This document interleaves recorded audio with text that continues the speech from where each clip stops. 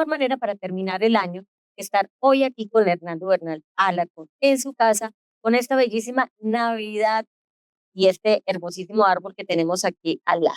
Así que bienvenidos una vez más a estos programas, a estos podcasts especiales que hemos estado preparando con Hernando para todos ustedes. Hernando, hola. Bueno, pues bienvenidos acá y muy feliz de que podamos hacer este podcast final del año, porque pues cada año vamos haciendo cosas y vamos produciendo algunos documentos y creo que una de las preocupaciones que tú has tenido ha sido sobre muchos de esos documentos que yo he escrito a lo largo de mi vida, ¿cierto? Tal cual, sí, señor. Son muchos, algunos libros me los he podido leer, otros he tenido que tener traductor al lado, confieso, porque son un poquito técnicos sobre la educación. Pero comencemos ahí sí, cierto, con el inicio tuyo. ¿Cuál de esos libros son como, cuál de ellos es el que tú, digamos, atesoras como con más cariño? Bueno, mira, realmente yo principié a escribir desde la época en la cual estaba en la universidad, pues como a todos nosotros nos tocó hacer una tesis. Y pues a mí me tocaron hacer varias tesis, porque pues me exigieron mucho mis profesores. Pero ya cuando se trató del tema de la sociología, tuve la oportunidad de estar en Buenaventura. Era muy joven, conjuntamente con otro compañero con el cual estudiábamos sociología, doctor Alberto Alvarado Acevedo, uno de los fundadores de Conciencia, inclusive. Pero con Alberto, que en esa época éramos muchachos, fuimos enviados a trabajar con un profesor de la Universidad Javeriana muy conocido en esa época en los medios de comunicación, el doctor José de Recasens. El doctor José de Recasens hacía unos programas increíbles en televisión. Y él se preocupaba mucho como profesor de sociología, que era de nosotros, pues de que sus estudiantes hiciéramos también una tarea de investigación en el terreno. Y nos mandó a una aventura, dáramos una encuesta. Si tú quieres, podemos hablar sobre ese tema. Claro que sí. Y antes de hablar del tema de Buenaventura y de esas aventuras allá, es muy importante dar un reconocimiento muy importante al maestro Recasés, porque él fue el fundador de la Facultad de Comunicación Social de la Universidad Externado de Colombia. Por eso lo quieren tanto allá. Exactamente, exactamente. El doctor José, bueno, él es una persona muy increíble, porque su carrera fundamental había sido la arquitectura. Cuando él llegó a Colombia, llegó a principiar a trabajar en la parte de arquitectura, pero él se embarcó en el campo de la ciencia social desde el comienzo mismo de la creación del Instituto Colombiano de Antropología. Y él fue uno de los primeros antropólogos formados aquí por el Instituto Colombiano y fue además profesor allá.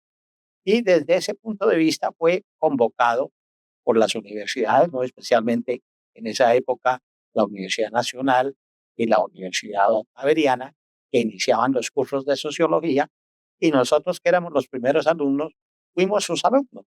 Y él, lógicamente, nos motivó para que pudiéramos hacer investigación y nos mandó, juntamente con Alberto Alvarado, estaba diciendo, a que hiciéramos un levantamiento del estudio de 100 familias en Buenaventura, con un objetivo concreto. En ese momento, Puertos de Colombia necesitaba ampliar el puerto de Buenaventura y había que, por decirlo así, trasladar un barrio completo, o dos o tres barrios, desde el sitio donde estaban junto a la playa para otro sector, pero había que ayudarles a conservar su vida, su forma de vida y tratar de mejorarse. Entonces, el estudio de las 100 familias lo tuvimos que abordar tanto desde el punto de vista laboral y de la parte económica. Casi todos ellos trabajaban en el puerto y esa parte la hizo Alberto. Y a mí me tocó la parte propiamente comunicacional y sociológica. Y yo tuve mucho que ver en ese momento, tanto con el tema de cómo utilizaban medios de comunicación, sobre qué hablaban, cuáles eran sus preocupaciones, y muy especialmente sobre la vida de la mujer en ese bar, en esos barcos, con todas sus dificultades, con sus niños, con toda la problemática de hacer crecer una familia. Y como resultado de eso, pues tuvimos que escribir un trabajo que fue para nosotros la tesis de grado como sociólogo en la Universidad Javeriana, Alberto sobre la historia económica de esas familias y yo sobre la historia socio y comunicativa de esas familias. ¿Y se pudo hacer la reubicación de las familias? Sí, realmente Puertos de Colombia adquirió esas propiedades, propiamente eso era junto al mar, y les pagó muy bien para poderlos trasladar a otro sitio y les ayudó a construir un barrio muy de acuerdo con las necesidades que ellos tenían. De tal manera que desde ese punto de vista el Estado le cumplió y pudo además ampliar el puerto, porque para esa época, pues estamos hablando por allá de los años 60, el puerto iba a necesitaba crecer porque el comercio de Colombia se estaba reproduciendo mucho y necesitaban hacer esa ampliación. De esa experiencia, finalmente, ¿qué libro quedó? Bueno, el estudio de 100 familias en Buenaventura, que como yo estaba vinculado no solamente con la Universidad Javeriana, sino con el Instituto Colombiano de Antropología, con la orientación del doctor José Recasens y del director del instituto, en esa época era el doctor Luis Duque, hice una revisión del documento y ese documento fue publicado en la revista del Instituto Colombiano de Antropología. Y desde ese punto de vista, pues fue la primera publicación que me hacían a mí en una revista indexada.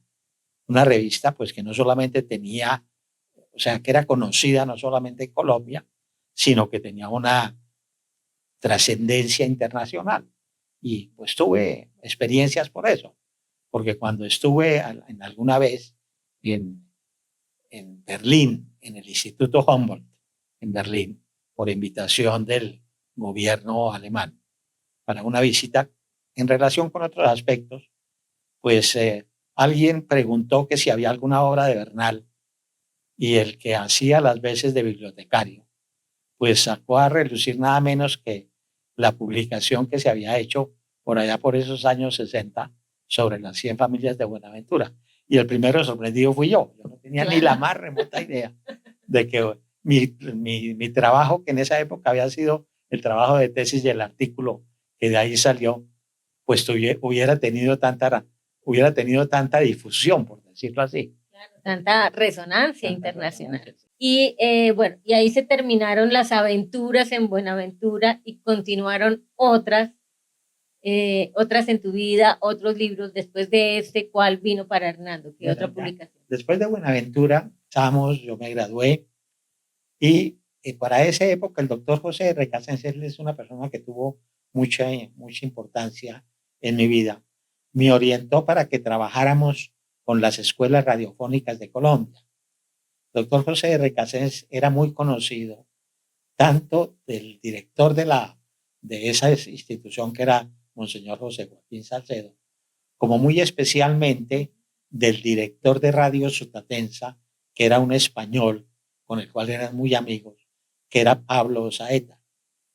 Y entonces él me introdujo al conocimiento de Pablo Saeta y Pablo Saeta resolvió que yo le podía trabajar a las escuelas radiofónicas produciendo libretos radiales para los programas que tenían especialmente relacionados con la doctrina social de la Iglesia. Una de las materias que veíamos en la Javeriana tenía que ver pues con toda la posición de la Iglesia y de los papas en relación con los obreros, en relación con los campesinos. Y en las transmisiones que se hacían de Radio Sotatense en esa época, se hacían unos libretos para que los leyeran los locutores y yo aprendí a hacer esos libretos y eso me introdujo a mí a Radio Sotatensa. Pero la siguiente publicación mía en Radio Sotatensa fue diferente, porque yo comencé ahí, pero con el apoyo de Radio Sotatensa y con el apoyo del Instituto de la Reforma Agraria aquí en Colombia, con los cuales también entré en contacto desde el momento en que principié a trabajar con los campesinos.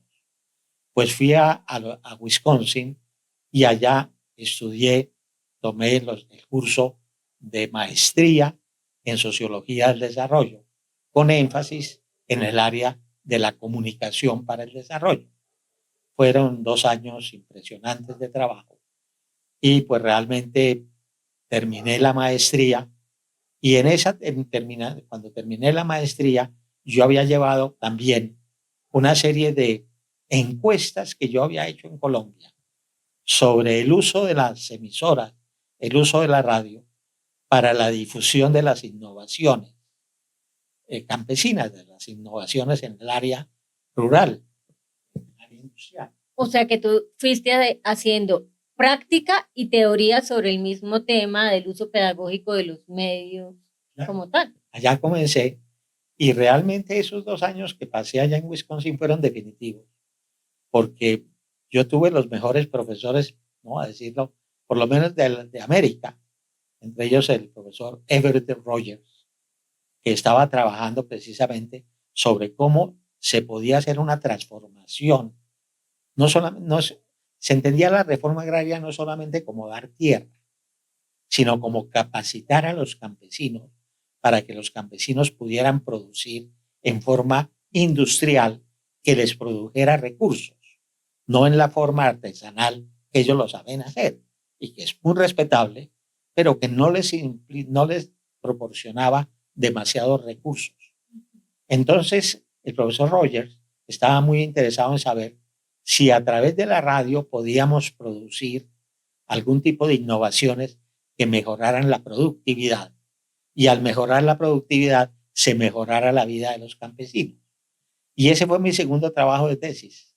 Esa tesis, pues en el fondo fue muy interesante porque con el apoyo de Rogers, del profesor Rogers, pues la escribí en inglés, fue publicada en inglés y fue conocida allá en el mundo académico norteamericano. Y a través de eso, pues en el Banco Mundial y en el Banco Interamericano de Desarrollo. Y eso sirvió para que la experiencia que estábamos haciendo en Colombia con el uso de la radio a través de las escuelas radiofónicas para la formación integral y básica de los campesinos, se pudiera principiar a hacer una labor que tuviera no solamente ubicación en Colombia, sino en otros lugares. Y entonces a mi regreso la publicamos también en castellano y fue uno de los primeros libros que publiqué yo aquí ya con Acción Cultural Popular. Con la editorial Andes. Con la editorial Andes. Eso ya fue con la editorial Andes. Y ahí pues realmente hay... ¿Y ese libro cómo se llamaba? Bueno, realmente el libro se llama Educación Fundamental Integral, el caso del estudio de ACPO en Acción Cultural Popular a través de las escuelas radiofónicas. O sea, Educación Fundamental Integral, el caso de ACPO, o sea, el caso de las escuelas radiofónicas de Acción Cultural Popular. Es decir, que tú hiciste una maestría y tu tema para hacer la tesis y después casi que el libro, pues lo tenías, ya lo habías trabajado en la práctica, lo fuiste a aprender en mucha teoría en Estados Unidos y escribiste libros sobre radio sutatense y toda la influencia para la dignidad del campesinado, su productividad industrial, bueno, su pensamiento crítico y todo lo que desarrolló Educación Fundamental Integral en un campesino. Sí. Cuando yo regresé más o menos en el año 65, 66, a finales del 66, pues me demoré todavía un tiempo en acabar de transformar ese documento que había sido publicado en inglés. Y realmente la publicación tanto de la parte teórica como de la parte práctica ocurre en los años 70, ya como unos 3 o 4 años, y también la hace la editorial Andes, y es utilizada también como un documento de trabajo y de estudio en la formación de los líderes campesinos que servían para promover las escuelas radiofónicas en el país. Y a través de eso, como también se estaba haciendo mucha tarea, no solamente en Colombia, sino en muchos países de América Latina, comenzando desde México hasta Chile, ese documento también se utilizó para poder ayudar a que el ejemplo y el modelo que se utilizaba de las escuelas radiofónicas se pudiera traducir a otros lados. Y por eso en el libro, en la publicación ya más adelantada del libro, cuando se habla del estudio de caso, yo aproveché otros documentos que habían sido producidos. Un documento para la Universidad, la Universidad Abierta de Londres, por uno de los profesores, que quería utilizar el ejemplo del modelo para ver si se podía replicar en el África. Y además un documento que hizo un grupo de personas que vinieron, una pareja muy querida, que hicieron un artículo para selecciones del Reader's Digest.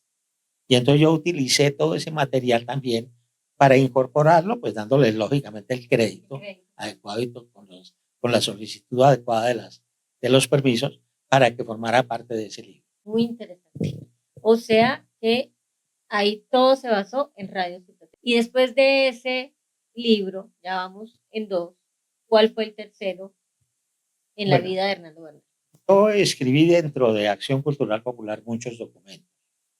En especial, yo manejaba un departamento que se llamaba el Departamento de Investigación Social o Departamento de Sociología.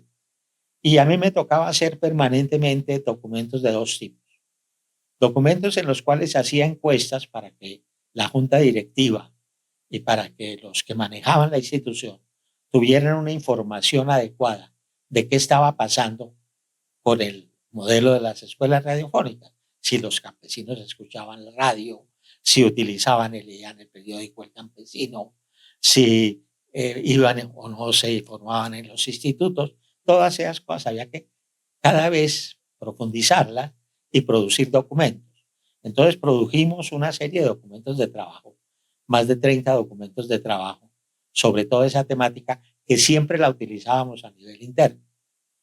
Pero pues ya con la experiencia que había tenido de todo ese trabajo y cuando ya en el fondo dejo de trabajar en Acción Cultural Popular, porque en el año 94 Acción Cultural Popular ya desaparece, ya no existe Radio Sutatensa. Hacia el año 2006 se abre un concurso sobre en Colombia cómo se utilizaban los medios de comunicación para el desarrollo rural. Y entonces yo resolví participar en ese concurso y me presenté. Era un concurso patrocinado por ASCUN, por la Embajada de Francia, y por la Embajada de Francia y por el periódico El Espectador. Y entonces yo concursé con un documento que fue una síntesis de todo el trabajo que yo había hecho durante yo estuve en Acción Cultural Popular desde 1961, realmente hasta 1994. Hubo otras experiencias, pero fueron la experiencia mía, la sinteticé en un documento que no podía tener más de 100 páginas a máquina y que lo pues convertí más o menos en unos artículos muy precisos, describiendo todo. Y ese documento fue muy bien recibido y es un documento en el cual, como ya se había desaparecido Acción Cultural Popular, que había sido una realidad.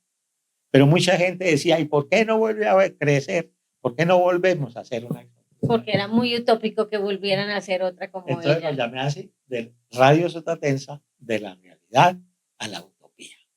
Y entonces ese fue un documento importante.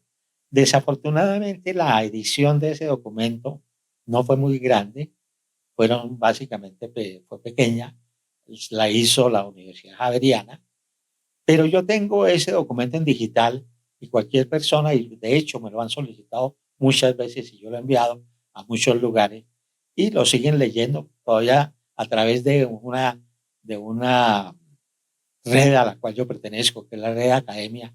Permanentemente me están avisando de alguien que en algún lugar remoto, no de África, de cualquier lugar, está leyendo el documento y lo ha leído y a veces hasta tienen preguntas y me las mandan por correo.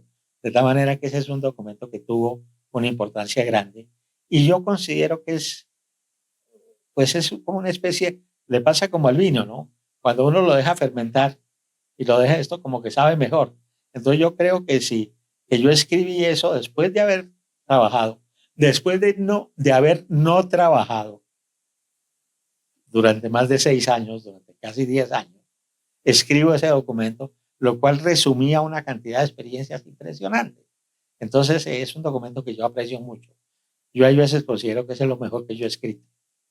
Porque además tiene, digamos, como bien lo dices tú, el buen sabor del vino que se ha conservado con el tiempo, que se ha reflexionado, se ha repensado sobre la experiencia más grande de medios y más influyente de medios que hemos tenido en toda nuestra historia y con toda seguridad la más grande que vamos a tener en toda nuestra historia pasado, presente y futuro. O sea, como Radio Sutatensa, para lo que es educación. Sí, para adultos mayores campesinos no va a volver a ver. Eso es así. No sé si me lleva a un tercer libro, porque tú me preguntaste. Pasado el tiempo, o sea, como el libro se llamaba De la realidad a la utopía, muchos colegas míos me dijeron, ¿y por qué habla usted de una utopía?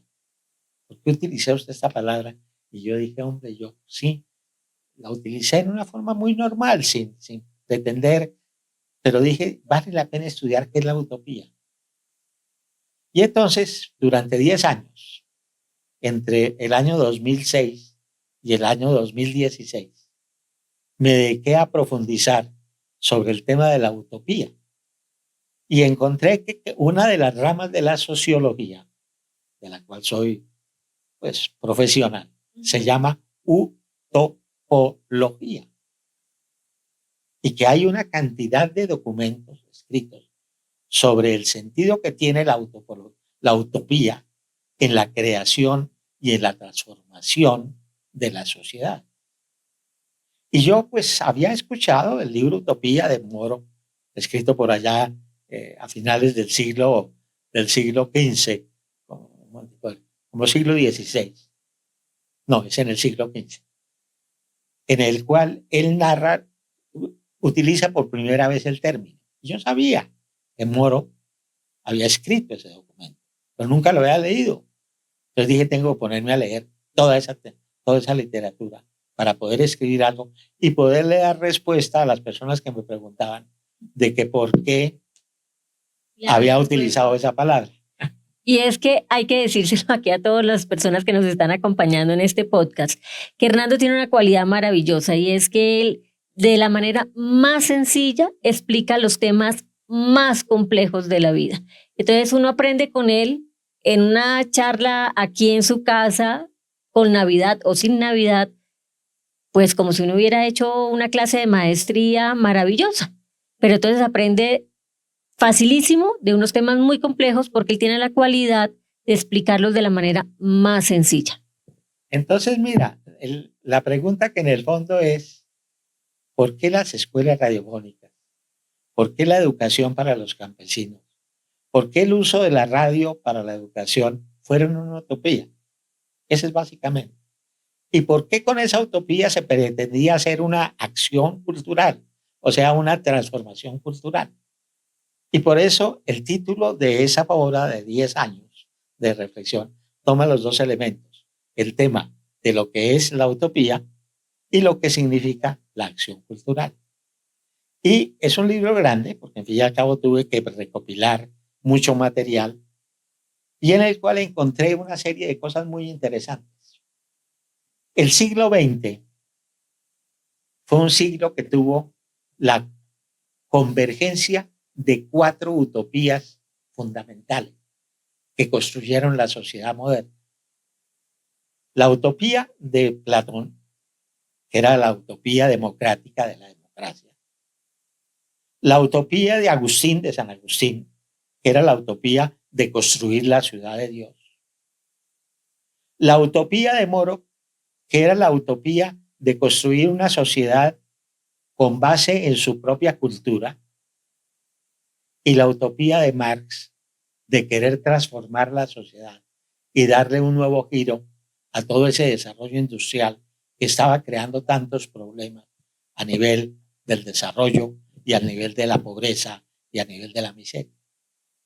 Esos 4 elementos juegan un papel fundamental en la construcción del siglo XX y tienen un papel fundamental en el siglo XX en la construcción del tema de los derechos humanos. Los derechos humanos, sin quererlo, toman esos 4 vertientes y traducen los sueños, los ideales de esas 4 vertientes como los derechos del hombre, como los derechos del hombre en su sociedad. Pero resulta que a finales del siglo XX aparece un pensamiento filosófico en el cual principia a decir, y todas esas cosas, todas esas utopías, ¿qué efectos han tenido? Y han encontrado que habían efectos buenos, pero que también han producido efectos también malos. Y entonces principia a aparecer una área de escepticismo ante esas 4 grandes utopías. La utopía de la democracia, la utopía de la solidaridad, la utopía de la cristiandad, la utopía del cambio revolucionario. Pues ya durante todo el siglo XX tuvimos las 2 guerras mundiales, es decir, a la hora de la verdad. Entonces ocurre una época de escepticismo en lo cual Jean-François Lyotard, en un documento que le había pedido una universidad para pensar en la universidad del futuro, había dicho, hay que llamar a prestar servicio, a calificar servicio, es decir, como hacen con los militares, a esas 4 utopías y las llamó metarrelatos. Y entonces creó el posmodernismo, que está basado en crearle una dificultad a eso. Entonces escribí ese documento en esa primera parte, tratando de cómo esas utopías habían ayudado a crear la utopía del desarrollo económico y toda esa serie de cosas que fueron llamadas a calificar servicios. Paralelamente, en la segunda parte del libro, dije, bueno, pues yo estoy hablando de historia universal. Sobre esa historia universal, pues hay cantidad de documentos muy bien escritos y muchos mejores que lo que yo podía escribir. Pero sobre América Latina también. Y resulta que yo ayudé a construir una utopía en América Latina. ¿Cómo se desarrolló la utopía en América Latina? Entonces principié a pensar en lo que había sido la utopía de la conquista, que era la utopía del oro. La utopía de la colonia, que era la utopía de crear unas colonias y crearles un derecho a esas colonias. La utopía de la independencia, que era una utopía de liberación.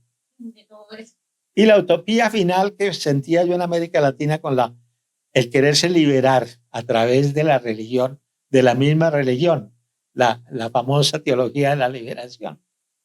Y entonces yo hice también una segunda parte en la cual traduje las utopías que habían sido eminentemente del sector occidental en Europa a una situación de América Latina. Y finalmente, en el libro dijo, bueno, yo todavía no he acabado de responder la pregunta. ¿Por qué sigo hablando de la utopía? Digo, no, porque realmente lo que ha fallado es que no ha habido una revolución cultural. Ha habido una revolución social, ha habido una revolución económica, ha habido una revolución artística. Sí, el arte ha tenido una revolución. Ha habido una revolución tecnológica increíble. Pero la revolución del cambio de los valores no se ha dado. Y entonces escribo la parte final diciendo cómo en Acción Cultural Popular lo que habíamos tratado de hacer era elaborar la utopía de la transformación cultural. Lo que pasa es que ese libro es difícil de leer porque son como 450 o 500 páginas con una bibliografía impresionante. Ese libro me lo publicó finalmente la Universidad a Distancia, la UNAD, que fue una de las entidades que yo ayudé a crear tratando de hacer una utopía y que ha seguido siendo una utopía. Y entonces ese es el tercer, y yo diría que el cuarto documento grande que hice sobre ACO. He escrito sobre otras cosas, pero eso más o menos fue lo que escribí sobre acción cultural. Y de esas otras cosas que justamente nos estás mencionando ahorita, sabiendo que todos esos libros son de ACPO, son una maravilla y son, por supuesto, una bibliografía para todas las personas que quieran aprender sobre el uso pedagógico de los medios, es una bibliografía obligada. De esos otros temas, ¿cuáles otros te han gustado y te apasionan? Bueno, yo dije que yo trabajé con acción cultural entre los años 61 y 1994. A partir de 1994 ocurrió un hecho. Trabajando con Acción Cultural Popular, el gobierno del doctor Belisario Betancur, entre sus grandes programas, ustedes recuerdan que él tenía dos grandes programas, la casa sin cuota inicial y la universidad a distancia. Y entonces, como Belisario había sido profesor mío y conocía mucho a Monseñor Salcedo, llamó a Salcedo y le dijo: "Hola, usted me tiene que prestar a Bernal, porque para la educación a distancia, ustedes que saben hacer educación a distancia, hay que utilizar lo que ustedes han hecho", le dijo el doctor Belisario, el presidente. Camina.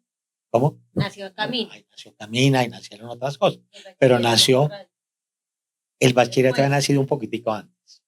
Eso se lo había dicho el doctor Carlos Lleras Restrepo también, como señor Salcedo. Eso es otra historia. Pero ahí nace realmente la universidad a distancia. Y entonces, pues, yo no tenía experiencia en el manejo de las cosas públicas. Y yo lo dije claramente. Yo sé de lo que significa hacer educación a distancia, evaluarla, diseñarla, planificarla, financiarla, manejarla. Pero lo que yo no sé es cómo hacer una obra de carácter administrativo a nivel público. Entonces me dijeron: "No se preocupe porque el ICFES le presta a usted todo ese servicio". Y así fue. El doctor Humberto Serna, que en ese momento era el director del ICFES, y el ministro de Educación, el doctor Jaime Arias, fueron maravillosos en ayudarme para que lo que yo no tenía y no sabía, que era crear una institución de la administración pública, pues lo pudiera ayudar a hacer. Entonces, realmente yo me vinculé a partir de ese momento con el tema universitario. Yo nunca me había desconectado del tema universitario. Quiero ser muy claro en eso. Desde que yo terminé, yo seguí mucho en el mundo académico. Desde que terminé sociología. De hecho, yo fui a Wisconsin, a la Universidad de Wisconsin, porque yo estaba vinculado con el Land Tenure Institute, o sea, el Instituto de la Reforma Agraria aquí en Colombia, que es un instituto a nivel internacional. Y yo me mantuve siempre en una comunicación muy directa con las universidades, principalmente las universidades de Europa y de los Estados Unidos.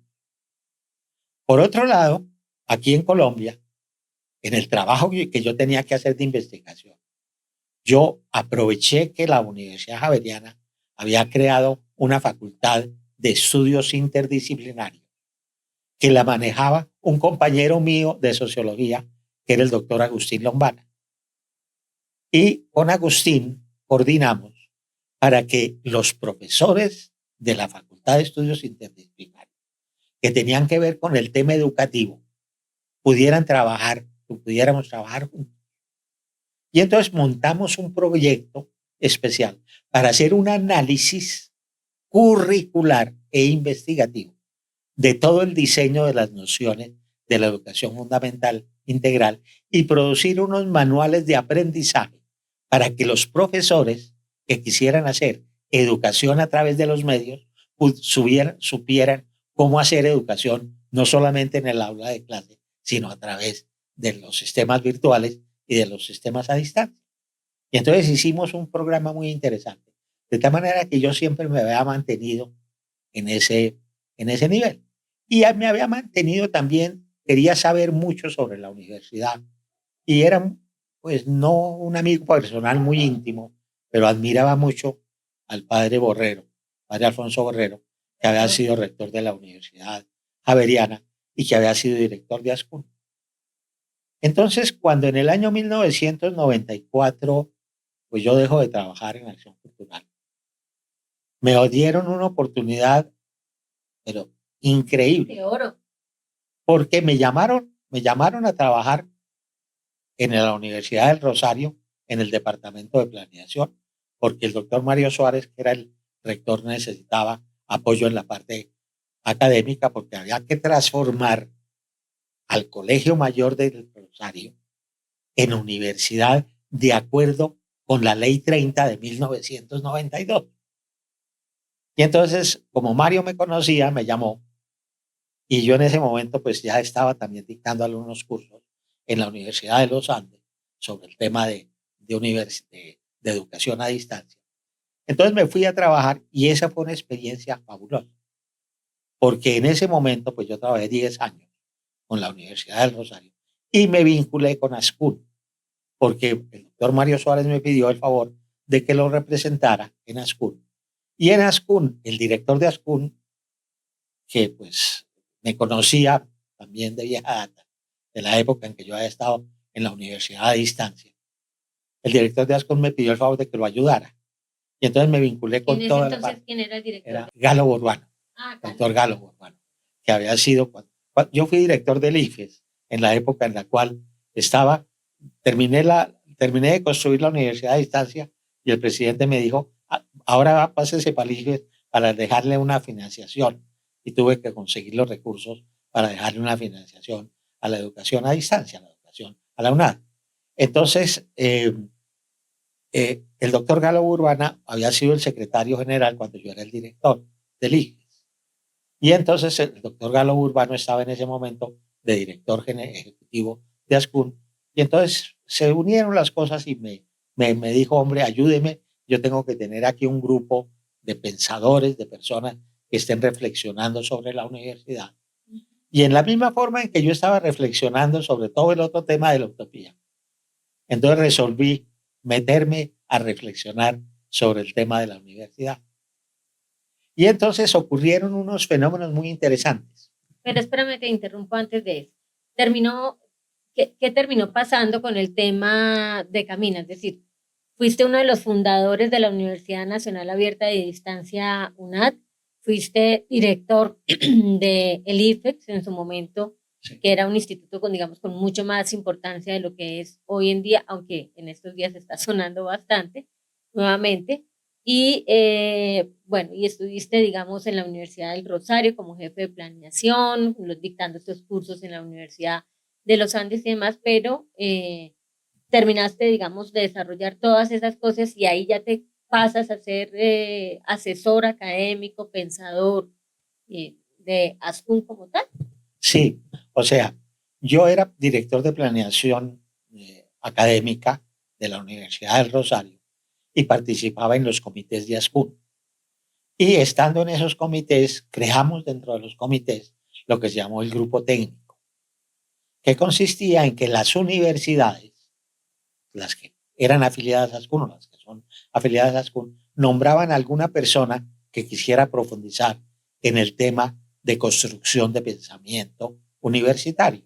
O sea, trabajar sobre el tema de la autonomía, sobre la administración universitaria, sobre el diseño curricular para las carreras, sobre la formación y capacitación de profesores, sobre escalafón profesoral, sobre el papel que tiene la investigación y cómo unir investigación y docencia en la universidad y qué tipos de investigación hacer y cómo preparar a los alumnos y cómo construir semilleros de investigadores y sobre la parte internacional, porque pues la universidad no puede quedarse simplemente encerrada en el país, sino que pertenecemos a una visión, a una red universitaria. Entonces, eso fue interesante porque precisamente en este campo internacional, en el año 1900, para el año 1998, la UNESCO resolvió convocar la primera conferencia mundial de instituciones de educación superior en el mundo. Pero para esa preparación del año 1998, de esa primera conferencia mundial, se suponía que las regiones debían preparar documentos para llevar a esa sesión. Y entonces tuvimos que hacer una serie de trabajos a nivel nacional para después a nivel regional poder preparar un documento que pudiéramos llevar finalmente a la conferencia mundial. Eso me puso realmente también, porque durante esa época en la cual pues yo estaba trabajando con la Universidad del Rosario, pues también me habían pedido que trabajara con la Universidad de los Andes en un magíster que había creado la Facultad de Administración, el magíster en, en, en Administración Universitaria, en Gestión Universitaria, el MDU, Magíster en Dirección Universitaria, que pues fue una de las grandes actividades que desarrolló la Universidad de los Andes, el doctor Orozco, Luis Enrique Orozco, su decano. Entonces Luis Enrique me llamó y entonces yo tuve que penetrar también, profundizar muy a fondo sobre lo que es hacer universidad y producir pensamiento universitario. O sea, por un lado ASCUN, por otro lado la Universidad de los Andes, por otro lado la Universidad del Rosario. Y eso es entre el año 1994 y el año 2004, en los cuales estoy en todo ese ajetreo. Y como resultado de eso, y como resultado de la Conferencia Mundial, que ocurre en el año 1998, el rector de la Universidad del Rosario me dijo, prepare un documento resumen. Y como el tema había sido cómo adaptar la universidad a la nueva sociedad del conocimiento, el resumen que yo hice se llama La universidad y la sociedad del conocimiento. Y entonces ahí publiqué un libro, que es mi primer libro realmente, sobre el tema de universidad, que para mí es también un documento muy serio porque tuve yo que estudiar muy a fondo y tratar de compenetrarme con el tema de la universidad, que por otro lado es una institución que nació en el año 1088. O sea, que llevamos más de 11 siglos produciendo pensamiento universitario y conocimiento. Y por lo tanto es de una riqueza, de un caudal impresionante. Y que los modelos que hay, el modelo alemán, el modelo italiano, el modelo francés, el modelo japonés de universidad, el modelo americano, cada uno tiene su propio modelo y lo ha trabajado y lo ha desarrollado y ha producido pensamiento universitario sobre todo y lo ha defendido. Entonces teníamos que tratar de compenetrarnos. Y ese pequeño documento que escribo, que es bastante serio, no es un documento fácil de leer a veces, pero pues trata de captar toda esa riqueza para que los profesores en ese momento de la Universidad del Rosario pudieran, a través de una maestría que creamos en docencia universitaria, los que iban a formarse tuvieran una base teórica sobre el tema de universidad. Y ese documento se ha seguido utilizando. Es un documento que pues sirvió mucho. Ya lógicamente ha habido mucha más evolución porque ya ha habido 3 conferencias mundiales. Hubo la conferencia mundial del año 1998, después la del año 2009. Esa conferencia mundial también produjimos documentos para ese momento. Esa conferencia mundial, los documentos versaban sobre el papel de la universidad ya en la transformación de la sociedad. O sea, ya no solamente en la producción del conocimiento, sino en la transformación de la sociedad. Y finalmente, en el año 2022, la tercera conferencia mundial. Y la tercera conferencia mundial versó sobre el tema de la sostenibilidad. O sea, cómo la universidad puede ayudar en todo el problema de la sostenibilidad ambiental y de la sustentabilidad del ser humano en el planeta Tierra y de la sociedad humana en el planeta Tierra. Y hablo de eso porque el último documento que acabo de publicar es un resumen de lo que fue la tarea de esa última reunión y de las actividades y programas que debería desarrollar la universidad en el mundo o que debe desarrollarla en el mundo. Y que pues en Colombia estamos un poquito lejos de ir, estamos echando de para atrás, pero que a la hora de la verdad, en muchos lugares del mundo en este momento se está produciendo muchos documentos sobre eso.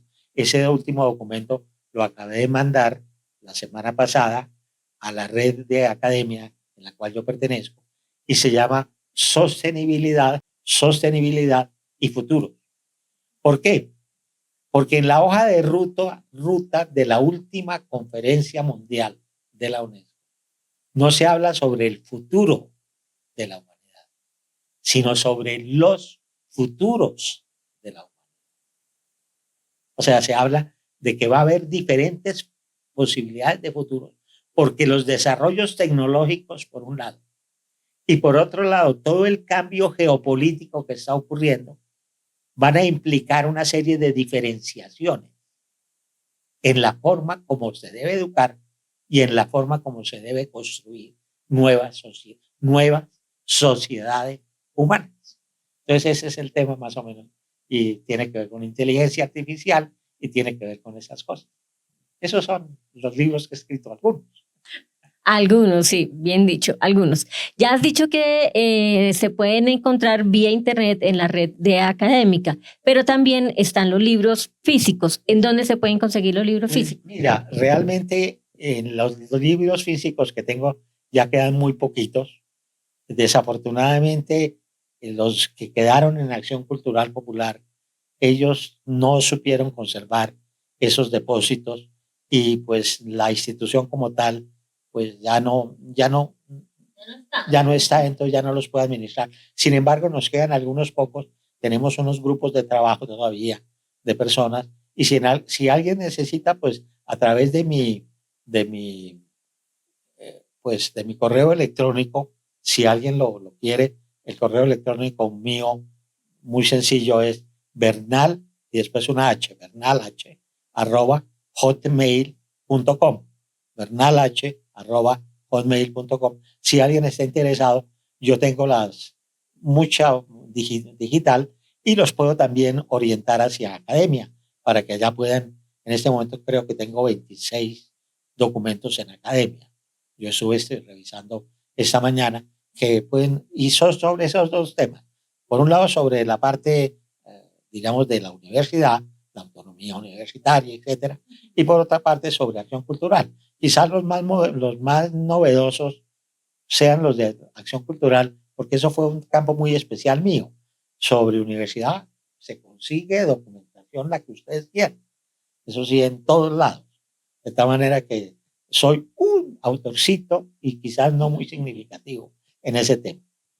No, para nada, autorcito. Es un señor autor en los dos temas, en el tema de lo que es la acción cultural popular para la transformación del campesinado, específicamente en Colombia y también en el mundo, porque tuvo experiencias también a nivel internacional. Y obviamente, pues es un hombre académico de la A a la Z, toda la vida. Eso es Hernando Bernal, guión académico. Pues hemos llegado a este final, al final de este podcast, donde hemos conversado sobre los libros, algunos de los libros de Hernando. Faltarán otros que en algún otro momento, en otro podcast, estaremos conversando y también algunos otros temas, todo relacionado con lo que hemos venido hablando con él, con el mundo de la educación en general, educación superior, educación para adultos a nivel nacional e internacional. Así que a todos ustedes, muchísimas gracias. Un saludo muy especial para Hernando Bernal Alarcón, que nuevamente nos regala su pensamiento y su experiencia en estos podcasts que hacemos con mucho cariño para todos ustedes. Muchas gracias. Y pues sí, a lo mejor el año entrante volvemos a hablar sobre esos temas. De tal manera que aquí estaremos, espero. Ya los años pesan. Claro que sí, nos veremos en el 2025 para que aprendamos un poquitico más. Chao, chao.